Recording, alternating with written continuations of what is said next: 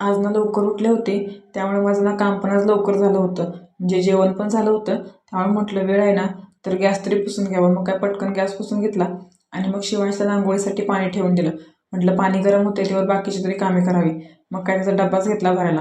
मी शिवांशला चपातीचे तुकडे करून देते, कारण ह्याला ना आपण केवढं खातो याचा अंदाज नाही कळत आणि केवढा घास घेतोय. त्यामुळे मला अशा बारीक बारीक तुकडे करून द्यायला लागतात ह्याला. आता म्हटलं बॅग तरी भरावी, कारण आमचं महाराज संध्याकाळचं अभ्यास करताना निम्मं ह्या कप्प्यात निम्मं त्या कप्प्यात ठेवतात आणि परत मग स्कूलमध्ये गेल्याने शोधाशोध असते. म्हणून म्हटलं सकाळी जाताना अशा आवरून त्याची मला बॅग ठेवावी लागते.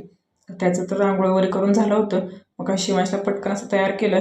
म्हटलं ह्याला तयार केलं ना की बाकीची कामं करायला मोकळी हो मी, कारण ना त्याला वेळ असला ना स्कूलमध्ये सोडायला किंवा मी अशी घरात ना छोटी मोठी कामे करते, कारण परत आलं ना किंवा भांडी कपडे आणि फरशीच राहते तो. मग कसं ती मला 12च्या आतनं करूनच जावं लागतं. मग काय त्याला पटकन शाळेत सोडायला निघाले आणि मग घरी आले आणि मग पहिल्यांदा गॅसवरती चहाच ठेवला, कारण एवढी थंडी वाजत होती ना काय सुचत नव्हतं. मग काय पटकन चहा केला. आता चहा तर असं काही पिऊ वाटेना, म्हणून त्याच्याबरोबर ना फरसाणा खायला घेतला. मला फरसाणा चहाबरोबर खूप आवडतो. आता माझ्यासारखं असा फरसाणा चहाबरोबर खायला कोणाला आवडतं नक्की कमेंट करून सांगा.